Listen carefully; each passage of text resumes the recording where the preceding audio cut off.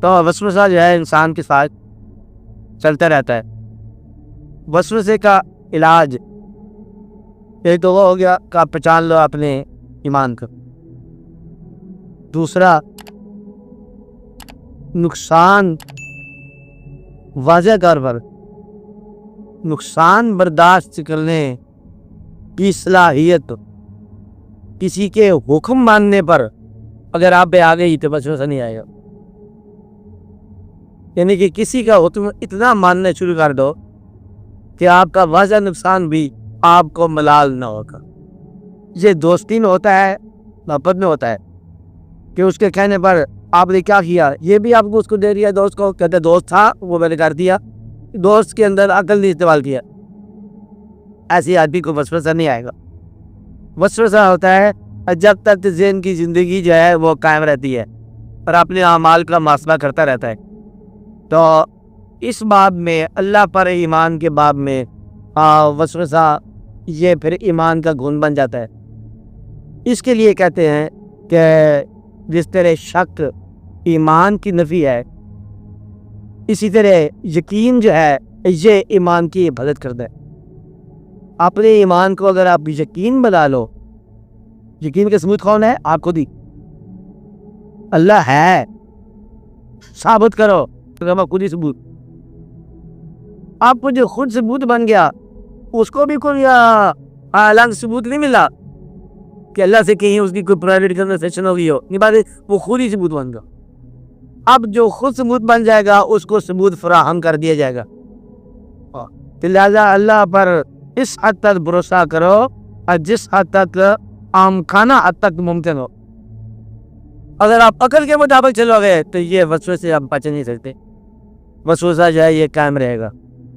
اس لیے وسوسے کو عبادت کی تیزی سے بھی قائم نہیں ہو سکتا، یہ اب دور نہیں ہوتا، آپ زیادہ عبادت کرو تو۔ البتہ ہے کہ ذکر میں اگر محویت مل جائے تو وسوسہ ختم ہو جاتا ہے۔ ذکر کی محویت ایک محویت مقام ہے کہ ذکر میں ہے منم محو خیال او نمیدانم کجا رختم۔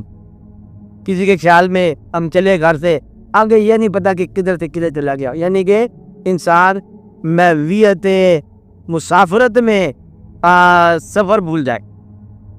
یہ کیسا مقام ہے کہ اپنی تلاش بھی بھول گئے اور تمہاری تلاش بھی بھول گئے، ایک ایسا مقام آ گیا۔ تو یہ ایک ایسا مقام ہے جہاں ایمان قائم ہو جاتا ہے اور وسوسہ نکل جاتا ہے۔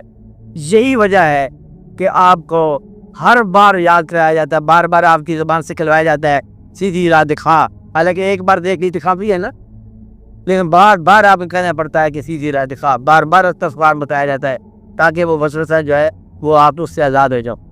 اور وسوسے سے بچنے کا آسان طریقہ ہے کہ اعتماد شخصیت پر کر لینا چاہیے۔ شخصیت سے مراد یہ ہے کہ جو آپ کہو، دو طریقے ہیں زندگی گزارنے کے۔ ایک یہ ہے کہ آپ اپنی شعور کے مطابق اپنی آئیڈینٹی کو خود دریافت کر کے خود ہی اس کا ایک مقام تعین کر کے آپ فیصلہ کر لو کہ یہ ہم نے کرنا ہے، ہم یہ بنیں گے، ہم یہ بن چکے ہیں، یہ بننے والے ہیں۔ یہی طریقہ ہے۔ دوسرا طریقہ یہ ہے کہ معمار کے ہاتھ میں چلی گئی جہاں مرضی لگا دے، بلڈنگ میں ڈیزائن ہو جائے گا۔ اب اینٹ کو بلڈنگ کے ڈیزائن سے غرض کو نہیں ہے، اس کو معمار کے ہاتھ سے غرض ہے۔ ایک طریقہ یہ ہوتا ہے کہ کسی کے کہنے سے صبر جل کر دو اور اس اعتماد کو قائم رکھو یقین کے ساتھ، پھر وسوسہ نہیں آئے گا۔ وسوسہ میں ہوں اور ایمان تو ہے۔ کبھی اس بات کو دل میں سوچ لو تو پھر بات سمجھ آئے گی کہ وسوسہ کون ہے؟ میں، اور یقین کون ہے؟ تو میں کو نفی کرتے ہی تو کہتے بار بار میں کو نفی کرو۔ میں کو نفی کا مطلب ہی یہ ہے کہ وسوسے کو نفی کرو۔ اور جب تو پہ گرے ہوا چلے گئے، آپ تو کی موت قریب آ گئے، پھر منو تو کا فاصلہ ختم ہو گیا۔ اس کو پھر چاہے میں کہو چاہے تو کو، وہ بات ایک ہی ہے۔ اللہ آگ میں گرم ہو گیا، چاہے وہ اپنے آپ کو آگ کہے تب بھی ٹھیک ہے، تو چاہے وہ لوہا کہے تب بھی ٹھیک ہے۔ آگ سے نکلے گا تو لوہا ہوگا، ورنہ آگ ہی ہے۔ تو نہ نکلو باہر، پھر نہ مطلب اپنی چیز بتاؤ کسی کو کیا کون ہے۔ تو اس خیال میں رہو، اپنے ایمان کا دوسروں کے سامنے ثبوت پیش کرنے والا کبھی ایمان میں داخل نہیں ہوتا. اپنے ایمان کو اپنے ساتھ رکھ, اپنے اللہ کو اپنے پاس رکھ, اور دوسرے کو اپنے اللہ کو پریزنٹ نہ کرو کہ میرے اللہ نے مجھے بڑا کرم کیا کہ میں صحت یاب ہو گیا, تاکہ پھر بیماری آنے والی, پھر آپ اللہ کا غلط ہی ہوگا. لہٰذا یہ زندگی میں آتا رہتا ہے, کبھی صحت, کبھی بیماری, کبھی موت, کبھی زندگی, کبھی آنا, کبھی جانا, کبھی دوست, کبھی بیگانے, کبھی عاقل, کبھی معرومی, چلتا رہتا ہے. اور اللہ ہی ہے, جیسے میں نے بتایا ہے کہ وہ پیدا کرے گا, مارے گا ضرور, اور آپ زندگی مانگتے جاؤ گے اور وہ زندگی لیتا جائے گا. اللہ ہی کہلائے گا اور تم بندے ہی کہلاؤ گے, اور وہ چیز کبھی تم خرچ نہیں سکتے, جو ہوا نہیں ہے نہ ہوگا. اس لیے آپ نے دیکھا کہ زندگی میں موٹی موٹی بات یہ ہے کہ آپ علم حاصل کرتے ہو,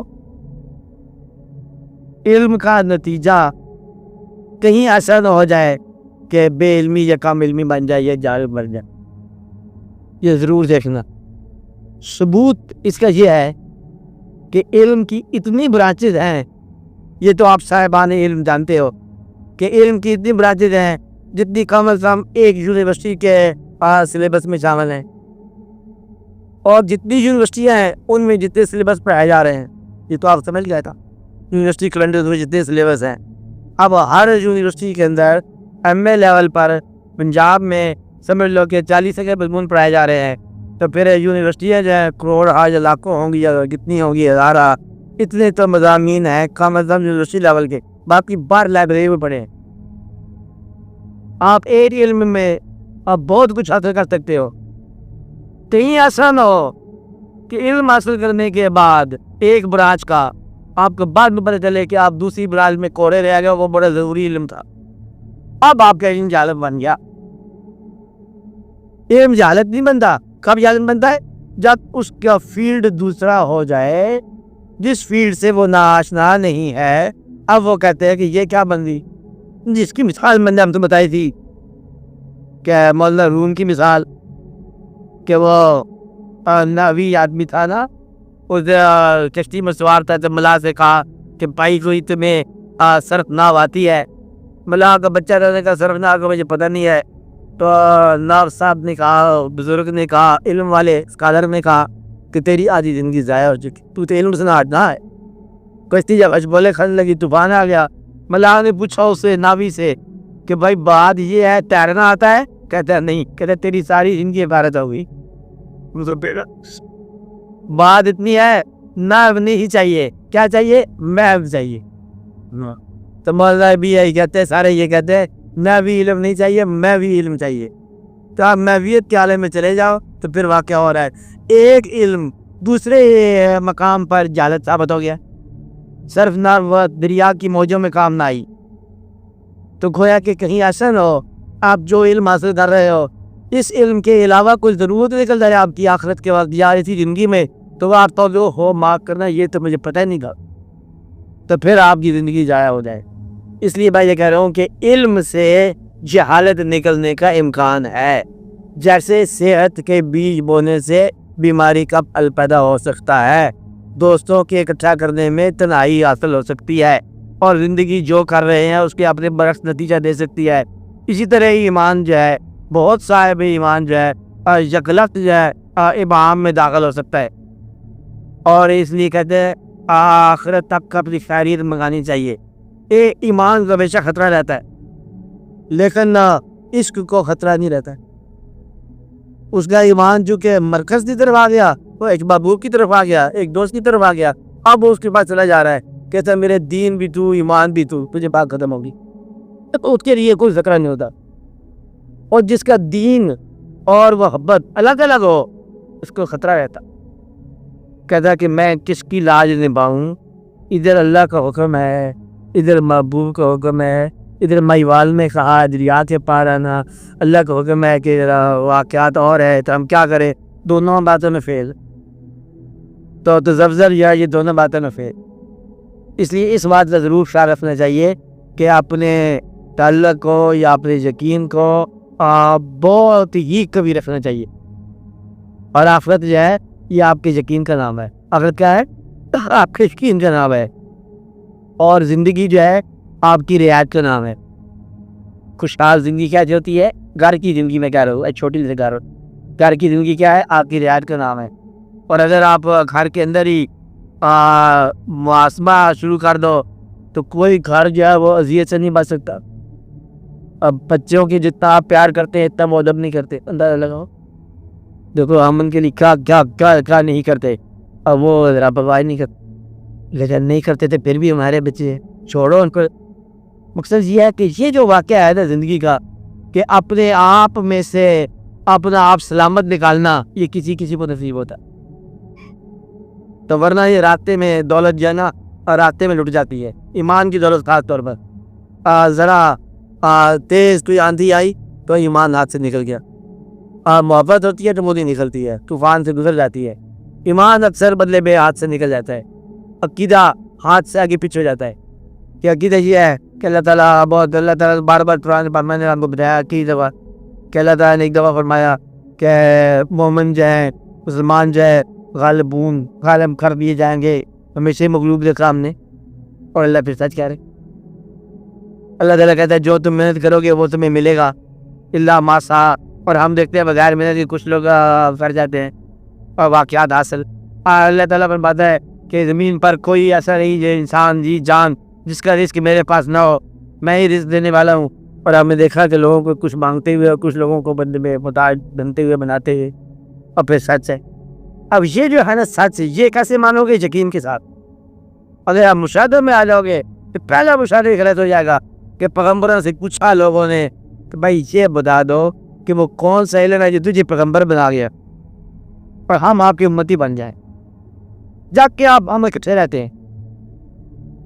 یعنی کہ یہ کیسے بات ہوئی کہ آپ بھی ہمارے پاس رہ رہے ہیں، ہم آپ کے ساتھ رہ رہے ہیں، پر آپ یہاں ہمارے ساتھ رہے been living with us for the last so many years، اور یکلفتہ کہتے ہیں کہ آپ پیغمبر ہیں. ایک اور کیٹیگری سے باہر سے آپ آئے نہیں، ہم میں سے ہی ہیں. یعنی کہ وہ کون سا آپ نے عمل کیا کہ آپ پیغمبر بن جائے، اللہ آپ سے ہم کلام ہو گیا، آپ اللہ کے محبوب ہو گئے. اب ہمیں بتا دو. یہ ثابت کو نہیں کر سکے. جب آپ کو یہ پتہ چل جائے کہ اللہ کسی سے محبت کرتا ہے تو وجہ نہ دریافت کرو، آپ بھی اسے محبت شروع کر دو. سبحان. اب وجہ دریافت کرنے سے سارا کھیل خراب ہو جائے گا. یہ اللہ والا ہے. کل بھی لڑائی کی عورتیں دیتے اللہ والا تھا، یہ اللہ والا دی کیسے ہو سکتا ہے؟ جب آپ کو ایسی بات کا خبر آ جائے تو پھر آپ اس خبر کے مطابق اپنے بیہیویئر کو تھوڑا سا بدلو. خاص طور پر جب آپ کسی انسان کو بزرگ کہہ لو، مطلب کسی کو آپ نے چچا کہہ دیا، چچا نہیں تھا کہہ دیا، جب کہہ دیا تو اس کے کوئی اعمال میں کمی بیشی آ گئی تو پھر آپ اپنے لیسن جو کہا ہے دباؤ اس کو، پھر اس میں کمی بیشی نہیں کرنا. جس آدمی کو یہ بڑا راز کی بات ہے، جس آدمی کو زندگی میں کبھی آپ نے عزت سے پکارا ہو، بعد میں وہ آدمی جھوٹا ہی نکلا ہے، تو آپ کی زبان سے عزت کا لفظ نکلتا جائے. بھائی یہ آپ کی استقامت کافی. ہر دفعہ آپ پرائمری پاس کرتے ہیں اور چھوٹی کلاسیں اور استاد آپ کو پڑھاتے ہیں الف بے سے شروع کراتے ہیں اور آپ علم میں یونیورسٹی پار کر جاتے ہو، اس آدمی کا ویسے ہی عزت کرو جاتے ہیں آپ آج ہی پہلی جماعت میں پڑھ رہے ہیں. بس یہ ہے آپ کے کمال کہ شروع کے جو اساتذہ ہیں آپ کے اب علم سے کم ہیں، آپ اس کو پڑھا بھی سکتے ہو، لیکن ان کا ادب ویسے ہی کرو جیسے کہ آپ نے بچپن میں کیا. یہ یہاں سے آپ کو یقین کی دولت ملے گی. سرمایہ ہے یقین کہتے ہیں. تو وسوسہ شیطان کی طرف سے ہے، اس لیے کہتے ہیں کہ ذہن جو ہے عروج کے راستے میں وسوسہ یا شیطان کا کام کرتا ہے. اور ذہن جو ہے عقل، آپ کی عقل جو ہے یہ مشاہدہ نہیں حاصل کر سکتے. اس کی مشاہدہ کرتا ہے، دل مشاہدہ کرتا ہے، وجدان مشاہدہ کرتا ہے. آپ یوں کہو کہ عقل جو ہے اس کی انتہائی فلائٹ جو ہے نا یہ سدرۃ المنتہا ہے. اس لیے کچھ لوگوں نے اس تمثیل کو یہ کہا عقل جبریل ہے اور یہ جو قلب ہے یہ لوح محفوظ ہے. آپ کا عقل اس کے اوپر بدلے بیزار عرفان اور ایقان کے تجلیات ہیں، تو عقل جو ہے وہاں سے نہیں پڑ سکتی. عقل حجاب ہے. اس لیے بتایا جا کہ عقل جو ہے اس راستے کے اندر وسوسہ پیدا کرتی رہتی. عقل سے بچنی چاہیے کہ وسوسے کو خیرات کے ذریعے اس سے بچو. وسوسہ پیدا ہو جائے گا جس خیال کے خلاف وسوسہ ہے اس خیال کی اور قریب ہو جائے. آپ کو عبادت پر وسوسہ آ جائے گا اور عبادت شروع کر دیں. تو آپ وہ شروع کر دیں اپنا کاروبار, سمجھو کہ شیطان نے آپ کو تسلیم کر لیا کہ آپ یقین والے ہو گئے, ایمان والے ہو گئے. بڑی مبارک بات ہوگی نا. چھوٹے موٹے سے تو گمراہ نہیں کرتا وہ تو کہتا ہے پہلے آپ کا بھائی ہے, خود ہی کام کر رہا ہے گمراہی والا. جب دیکھتا ہے کہ واقعی ٹھیک ہونے لگا ہے پھر وسوسے سے بھیجتا ہے. تو گویا کہ یہ آپ کے ایمان کی ریکگنیشن ہے. آگے وسوسہ کر رہا ہے, اب آپ کا کام ہے کیا آپ اور استقامت پیدا کرو کہ وسوسہ آ گیا, سمجھو کہ ایمان آپ کے اندر ہے. کیونکہ باقی تو زندگی ہی وسوسے کی ہوتی ہے, اس بیچارے کو کیا پتہ. اس لیے وسوسے سے بچنا چاہیے. یوس میں سے بیس دور بس ان سے نکلنا چاہیے. آپ سے الفاظ کو بدلنا نہیں چاہیے. چھوٹی زندگی میں خوشی آگے کرنی چاہیے. گھر کے ماحول میں, گھر کے آنگن میں کبھی فیصلے جو ہے نا عقل کے ساتھ نہ کرنا. گھر کا ماحول نہیں ہوتا, گھر کے بچے بچے جہاں ہوتے ہیں وہاں عقل شکل کی بات نہیں ہوتی, وہاں محبت کی بات ہوتی ہے. عقل سے آپ سے لوگ ساری چوپڑ ہو جائے گا کاروبار. اسی محبت کے ساتھ, غور کے ساتھ, فکر کے ساتھ. وسوسہ اللہ کرے گا نکل جائے گا. اور اگر نہ نکلے تو پھر فی وسوسہ XYZ روپے خرچ ہونے شروع کر دو. خراب نہیں آئے رہتی تھے دن, جب بھی آئے اتنے پیسے لے گیا, اب تو بعد سارے پیسے ختم ہوتے جا رہے. میری بات نہیں آئی, یہ اس کا علاج ہے ادر بھائی.